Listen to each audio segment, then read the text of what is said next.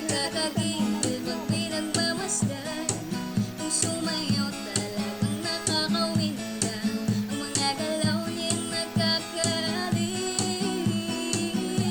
Tara igiling-giling, huwag ka nang magkalangan pa. Itodo mo, ikembot-kembot mo pa ang iyong katawan, hita mo ng malaman.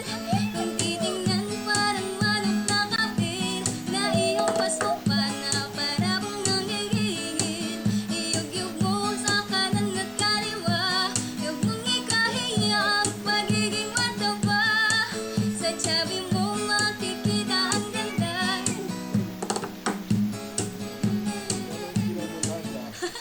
Ang saya.